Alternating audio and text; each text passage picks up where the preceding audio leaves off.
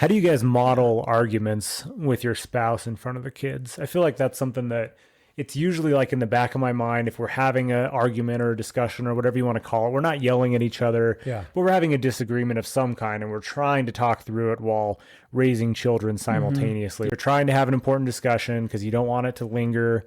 And so I try to like personally just try to keep it calm. Like they should probably hear us argue and have disagreements, but trying to model it, not getting angry, not shouting at each other, trying to hear each other's side of it. But it's hard just because your kids are needing things when you're trying to have a discussion. You're dealing with multiple things simultaneously usually. And I think I just try to keep it calm and like, this is how you disagree with someone and this is how you solve it. But that's a constant thing I'm trying to improve, but.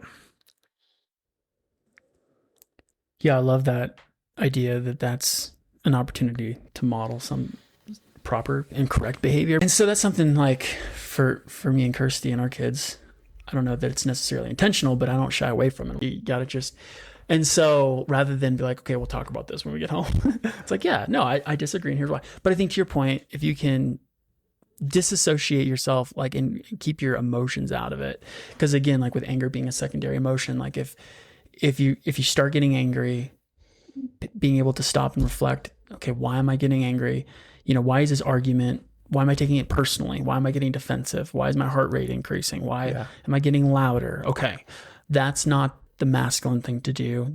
Let me take a breath and try to remove myself from the situation and think about this as a third party.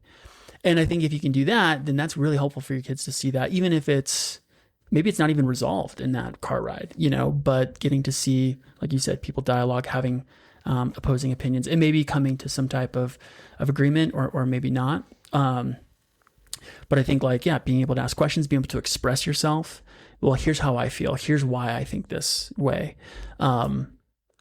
is really, really healthy and good for them to see. I think especially for my boys, it's not something usually, or even saying like, hey, that hurt my feelings when you said that, But if your boys can see that dad's like, hey, it kind of hurt my feelings, or I was offended a little bit when you said this.